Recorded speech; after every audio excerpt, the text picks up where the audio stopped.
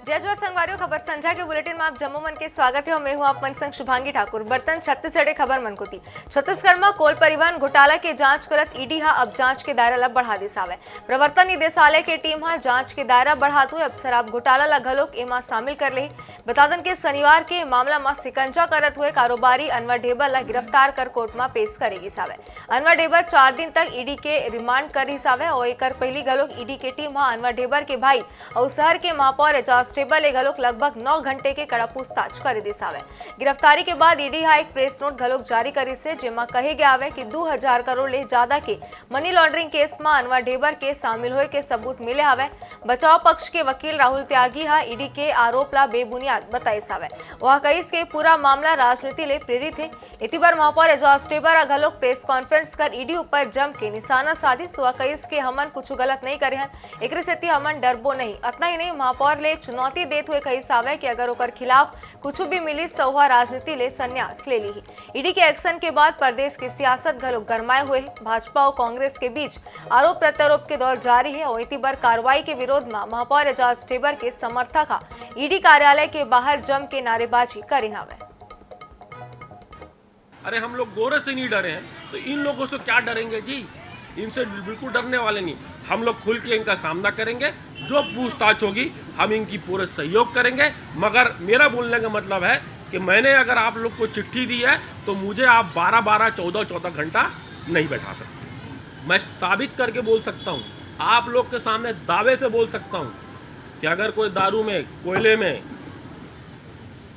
किसी रेत घाट में, किसी के प्रमोशन में, किसी की एक भी आदमी, एक भी चीज़, अगर कोई भी मेरे मोबाइल से, मेरे घर से कोई भी चीज़ अगर बरामद होगी तो मैं आपके सामने बोलता हूं कि मैं पूरी तरीके से राजनीतिक संन्यास ले लूँगा। मैं सिर्फ समाज सेवा करता हूं, लोगों का काम करता हूं, लोगों की मदद करता हूं, नगर निगम का जो काम है वो करता हूं। उसके अलावा मैं कुछ नहीं करता। क्या क्या पूछताछ हो रही है? नाम पूछ रहे हैं, पिताजी का नाम पूछ रहे हैं, कौन से स्कूल में पढ़े वो पूछ रहे हैं, कौन से कॉलेज में पढ़े वो पूछ रहे हैं। इसके अलावा कुछ नहीं कर रहे हैं। बाकी जो भी उनकी पूछताछ होगी उसको करेंगे। ये 2200 करोड़ का स्कैम का आरोप लगा है, ईडी ने प्रेस नोट जारी किया। 2 रुपये भी मिला नहीं है। कल कोर्ट में क्यों पेश नहीं करे? अगर कुछ 2200 करोड़ रुपए अगर होते तो कुछ ना तो कुछ संपत्ति होना था, कहीं पर कुछ होना था। देखिए ये सब जांच के बिंदु है और ये सब जांच होना चाहिए। जांच के बाद जो होगा वो होगा। और सबसे बड़ी बात, आप किसी को सिर्फ कागज में लिख के आप सिद्ध नहीं कर सकते, आपको उसको प्रमाणित करना पड़ेगा। मैं कागज में लिख दूं कि ये फलाना फलाना फलाना ये, अभी मैं लिख दूं तुम्हारी और मेरी 1000 की वो हुई है, उसको मैं लिख भी दूं, मगर मुझे साबित करना पड़ेगा कि आपको मैंने 1000 रुपये दिया है। तो ये चीज़ सब जांच का विषय है। जांच करें, जो जांच का बिंदु आएगा उसको वो करेंगे। कई दौर की पूछताछ के बाद भी बुलाया जा रहा है, क्यों संतुष्ट नहीं हो पा रहे हैं ईडी वाले?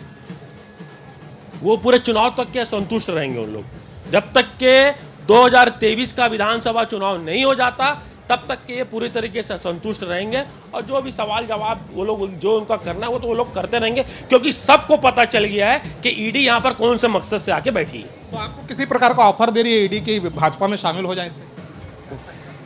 मैं राजनीति छोड़ दूंगा, अपनी लाइफ खत्म कर दूंगा, मगर कांग्रेस पार्टी या तो पॉलिटिक्स करूंगा, कांग्रेस पार्टी में जिंदा रहूंगा जब तक के कांग्रेस पार्टी में। दूसरी पार्टी के बारे में कभी जीवन में नहीं सोच सकता। ये थे एजाज ढेबर, जिनका साफ कहना है कि उनसे लगातार पूछताछ हो रही है और ईडी उनके जवाब से संतुष्ट नहीं हो रही है और ये भी कह रहे हैं कि वे अपनी लाइफ में पॉलिटिक्स छोड़ देंगे लेकिन किसी अन्य पार्टी में भी नहीं जाएंगे। कैमरामैन इकराम कुरैशी के साथ मनोज नायक, INH news Raipur. Zero evidence का केस है, भरे कोर्ट में बोला है, दिखा कुछ नहीं पाए ईडी की कोई एविडेंस है। वो कह रहे हैं कि हमें एविडेंस तलाशना है, पिछले 3 साल से तलाश रहे हैं, कोई एविडेंस आज तक तो मिला नहीं है। ये पुराना केस है जो टैक्स का केस है, उसी के बूते पे इन्होंने ECIR दर्ज करी है जो कि बिल्कुल बेबुनियाद है और जिसके कोई लीगल इनके पास कोई बेस नहीं है उस ECIR को दर्ज करने का। महापौर एजाज ढेबर से ईडी कार्यालय में अभी पूछताछ हो रही है और बाहर जो है आप देख सकते हैं उनके कार्यकर्ताओं में काफ़ी जोश है। यहाँ पर जो है काफ़ी संख्या में 2 दिनों से कार्यकर्ता फिर डटे हैं। ऐसा ही माहौल बीते 3 दिनों से देख रहे हैं, क्योंकि ईडी कार्यालय के समय जब भी पूछताछ होती है महापौर से तो इसी प्रकार का माहौल देखने को मिलता है। सड़क को बंद करके उनके जो कार्यकर्ता है धरने पर बैठ जाते हैं। तो यहाँ पर उनके आने का इंतजार करते हैं। अभी महापौर के प्रतिनिधि भी हैं, उनसे भी बात करते हैं। आप लोग रोजाना यहाँ आते हैं, काफ़ी जोश भी दिख रहा है, क्या लग रहा है, क्या परेशान कर रही है ईडी? केंद्र में बैठी हुई बीजेपी सरकार, उसके मुखिया मोदी, नरेंद्र मोदी लगातार कांग्रेस के लोगों को परेशान करते चले आ रहे हैं। ये छत्तीसगढ़ ही नहीं, जहाँ जहाँ कांग्रेस के नेता हैं वहाँ वहाँ वो परेशान करने लगे। कभी ईडी, कभी सीबीआई, कभी इनकम टैक्स, किसी ना किसी तरीके से परेशान कर रहे हैं। उनकी मंशा ये रहती है कि बस कांग्रेस के नेता जो एकदम अपना घर परिवार समझते हैं कांग्रेस को, वो उनके साथ आ जाएं तो हम सारे पाप, पता नहीं कौन सा पाउडर है, वॉशिंग पाउडर है, जिससे वो धो देते हैं। अभी आपने देखा नंद कुमार साय जिस तरीके से हमारी कांग्रेस पार्टी में आए हैं, बीजेपी के जो पुराने लोग हैं वो समझ चुके हैं कि जो अटल बिहारी वाजपेयी वगैरह के समय में बीजेपी चलती थी वो अब नहीं रही है। डर है आप लोग को, क्योंकि कल अनवर ढेबर की गिरफ्तारी हो चुकी है, क्या महापौर जी की गिरफ्तारी हो सकती है? डर है? कोई गिरफ्तारी नहीं होगी, ये सब फर्जी तरीके से है, डराने के लिए ये सब किया जा रहा है। अगर अनवर ढेबर के यहाँ पे कुछ मिला है तो जनता को क्यों नहीं बताते? अगर एजाज ढेबर जी के यहाँ उनको कुछ मिला है, लगातार 4 दिन से बुला करके पेशी करवा रहे हैं, तो वो क्यों नहीं बताते? जनता के सामने आए ना। एक भी अधिकारी को आप यहाँ पे बुला लो, ये जनता बैठी है, ये जनता एजाज ढेबर के प्यार में आई है, कांग्रेस के मोहब्बत में आई है। इनको आकर के बता दे कि एजाज ढेबर ये गलत है। अगर हमारा कोई बंदा गलती करता है, थाने में जाता है, तो पुलिस वाले बताते ना कि तुम्हारे बंदे का ये अपराध है इसलिए इसको यहाँ बैठाया है, तो ये क्यों नहीं बता पा रहे हैं? निश्चित रूप से कार्यकर्ता डटे हुए हैं, महिलाएं भी काफी संख्या में हैं। आप लोग रोज आ रहे हैं यहाँ पर, काम धाम छोड़ के आ रहे हैं, घर बार छोड़ के आ रहे हैं, तो क्या इसी प्रकार से डटे रहेंगे? जब तक यहाँ ईडी की कार्रवाई छत्तीसगढ़ में होती रहेगी तब तक कांग्रेस की सरकार, कांग्रेस के जितने भी कार्यकर्ता हैं जो निचले स्तर से लेकर बड़े पद में हैं, वो सब ऐसे ही धरना प्रदर्शन करते ही रहेंगे। आप लोग रोज अपना काम धाम छोड़ के आ जा रहे हैं, क्यों आ रहे हैं? तो छोड़ के क्योंकि छत्तीसगढ़ में कांग्रेस की सरकार सबसे अच्छा कार्य कर रही है, इसलिए क्या कहते हुए हैं, भूपेश सरकार से केंद्र सरकार डरी हुई है, इस कारण यहाँ ईडी का छापा पड़वा रहे हैं। और राज्यों में क्यों ऐसा चीज नहीं हो रहा है? जहाँ जहाँ भाजपा की सरकार है वहाँ ईडी का छापा क्यों नहीं पड़ रहा है? कार्यकर्ता ईडी की कार्रवाई पर सवाल उठा रहे हैं और उनका साफ कहना है कि वे रोजाना यहाँ पर डटे रहेंगे और उनका उत्साह जो यहाँ पर देखने को अच्छा खासा मिल रहा है। कैमरामैन इकराम कुरैशी के साथ मनोज नायक, INH न्यूज रायपुर। छत्तीसगढ़ में ईडी की कार्रवाई लेके सियासत तेज हो गया है। मुद्दा लेके भाजपा हमलावर है तो कांग्रेस लोग आक्रामक रवैया अपनाता है। बीजेपी के प्रदेश अध्यक्ष अरुण साव कांग्रेस ऊपर जम के हमला बोली सो कईस के छत्तीसगढ़ में अंडरवर्ल्ड ले भी ज्यादा खतरनाक शराब घोटाला हो गई सावे। साव आरोप लगाई सावे कि प्रदेश सरकार शुरू ले कांग्रेस पर ATM के काम करत हावे। शराबबंदी के घोषणा कर सरकार न केवल अपन वादा ले मुकरत हावे बल्कि शराब बेच के बड़े पैमाना में घलो गड़बड़ी करत है। अरुण साव के बयान ऊपर PCC चीफ मोहन मरकाम में पलटवार करी। 21 के पाछू 15 बछर में भाजपा सरकार में 36,000 करोड़ के नॉन घोटाला हो रही सावे और पनामा कांड में काकर बेटा के नाम सामने सावे। एक ऊपर घलो बीजेपी प्रदेश अध्यक्ष अरुण साव ला जवाब देना चाहिए। भाजपा के कार्यकाल में जितना भी घोटाला हुई से ईडी ओकर जांच करे। भाजपा ला राज्य सरकार ऊपर उंगली उठाए ले पहले अपन गिरेबान में झांकना चाहिए। कि जो ईडी ने प्रेस रिलीज में लिखा है कि हाईएस्ट पॉलिटिकल एग्जीक्यूटिव के सहयोग से ये सारा क्राइम हुआ है, तो वो हाईएस्ट पॉलिटिकल एग्जीक्यूटिव कौन है, उसका संबंध अनवर ढेबर से क्या है?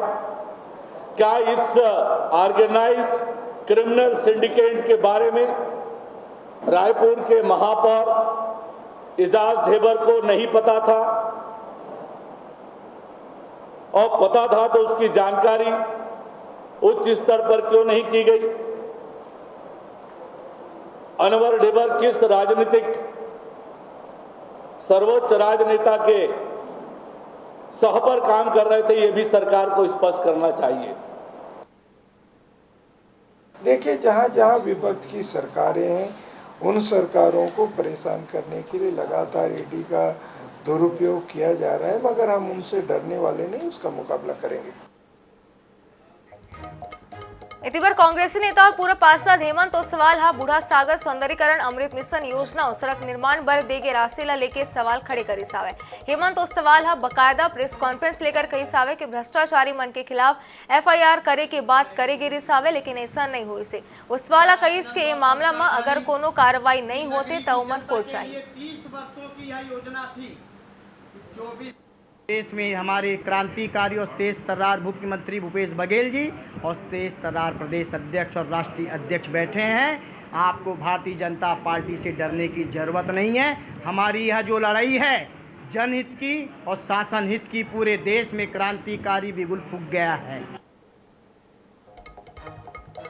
और छत्तीसगढ़ में सबो पंजीकृत बेरोजगार मन ला भत्ता दे के मांग लेके भारतीय जनता युवा मोर्चा रोजगार कार्यालय के घेराव करी सावे। घेराव के पहले अम्बेडकर चौक में सभा हुई, जेमा नेता मना बेरोजगारी भत्ता के मुद्दा पर सरकार ऊपर वादा खिलाफी के आरोप लगाए नावे। हुए घेराव के मद्देनजर पुलिस साथ दफ्तर के बाहर तगड़ा बैरिकेडिंग करे गिरी सावे, जेकर वजह ले कार्यकर्ता दफ्तर के अंदर नहीं जा सके।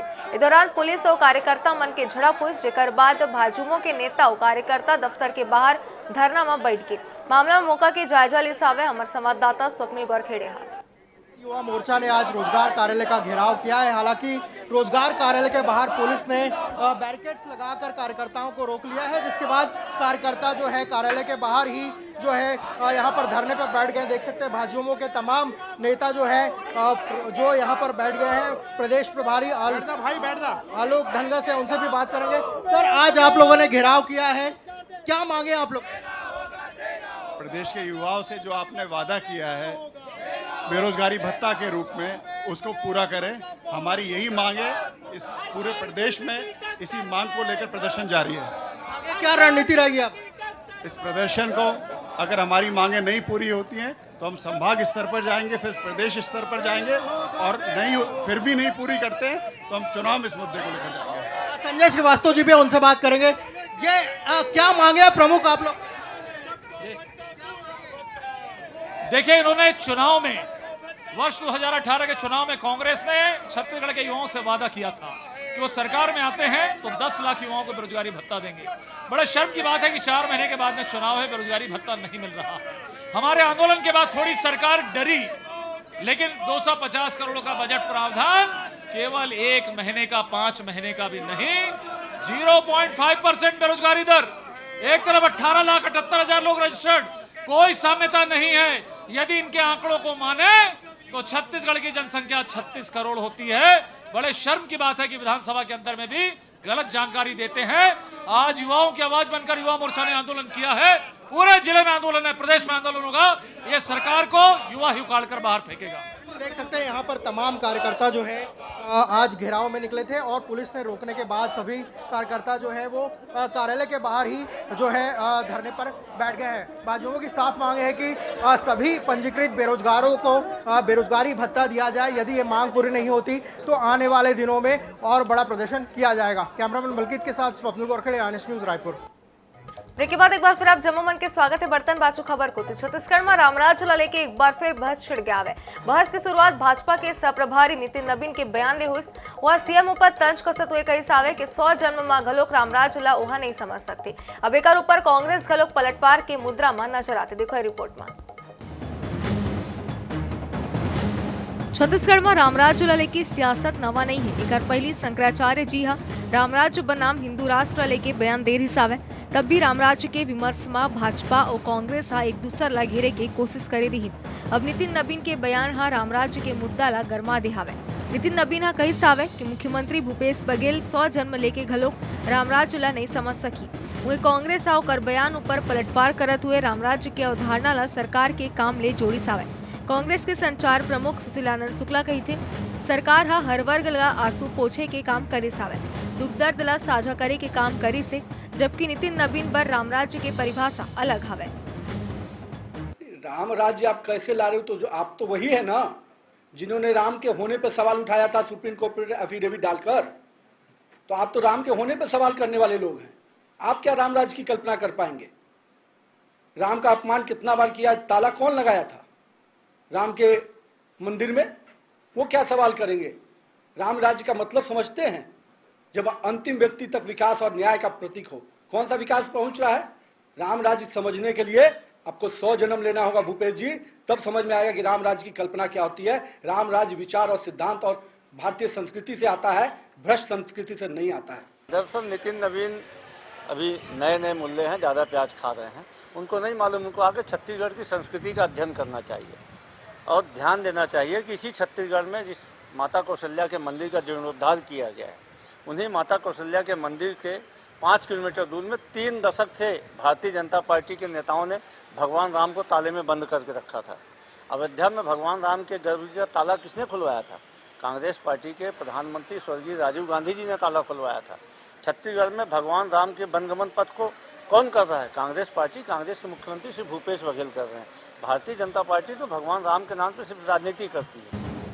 रामराज्य की अवधारणा में यूं तो प्रजा के सुख और संतुष्टि ला माने गए, लेकिन सियासी रामराज्य के परिभाषा सुविधा के अनुसार गढ़ ले जाती। ऐसा में ये उम्मीद करे जा सकते कि सब्बो दल वास्तव में रामराज्य के परिकल्पना ला समझे, ओकर साकार करे के दिशा में काम करे, तभी जैन रामराज्य के कल्पना महात्मा गांधी करत रहीस ओहा धरातल में नजर आ पाई। रायपुर ले INS 24/7 पर गौरव शर्मा की रिपोर्ट।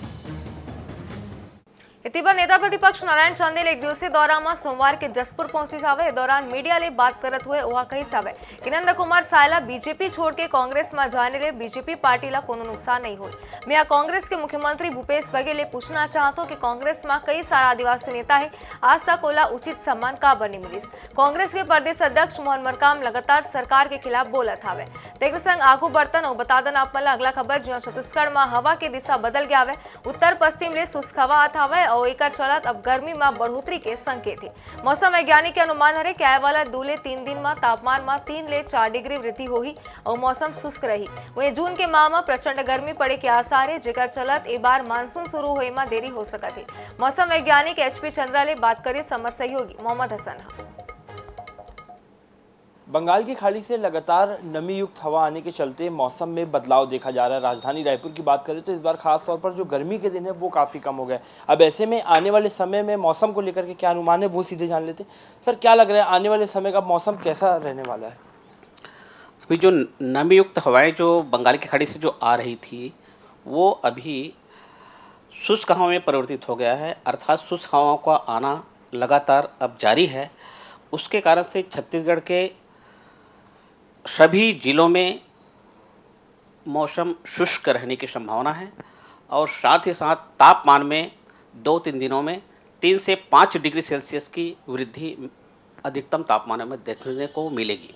सर, अगर बात करें गर्मी की तो जो शुष्क गर्मी, खास तौर पे जो भीषण गर्मी पड़ती है राजधानी रायपुर, वो कब से देखने को मिल सकती है और कब तक ऐसा मौसम रहने का अनुमान है? वो अभी फ़िलहाल उसके लिए इंतज़ार करना पड़ेगा।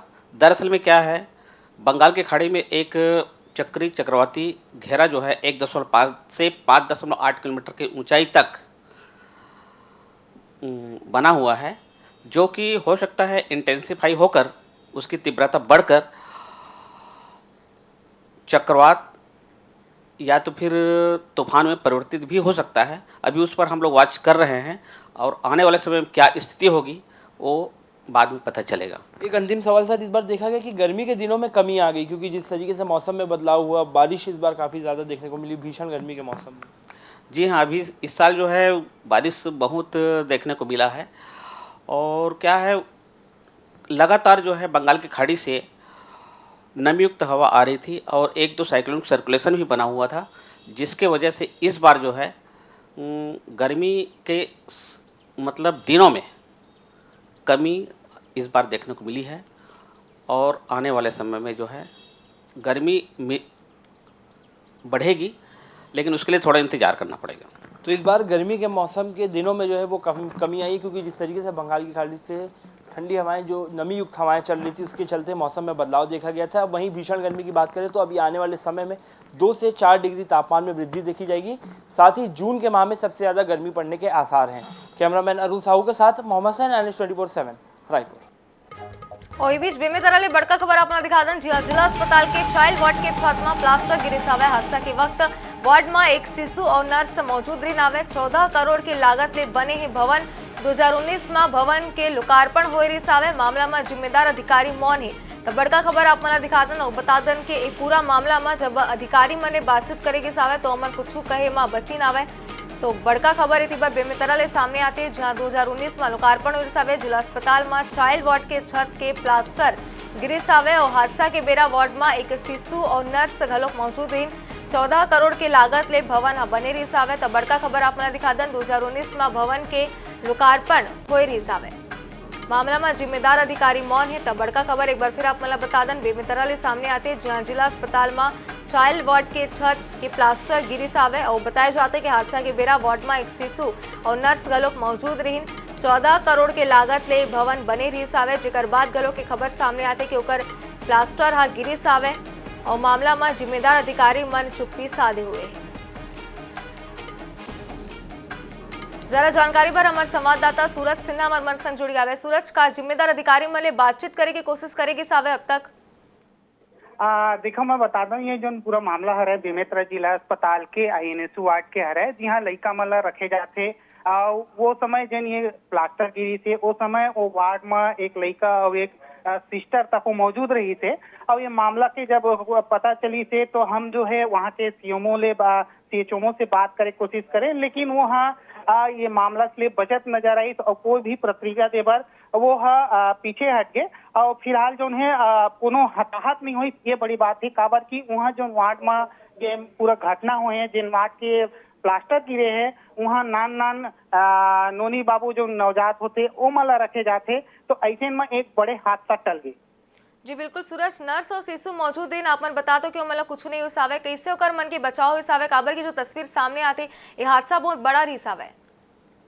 देखो मैं बता दूं ये जो वार्ड में है एक तरफ दूसरा तरफ बेड रखे रही थे और जन छत के जो प्लास्टर गिरी थे वो तरफ मशीन वगैरह में रखा रही थे और वो मशीन में वो बेरा कोनो शिशु हाँ नहीं मौजूद रही थे एक वजह से ये बड़े हादसा होत बड़ टल गए।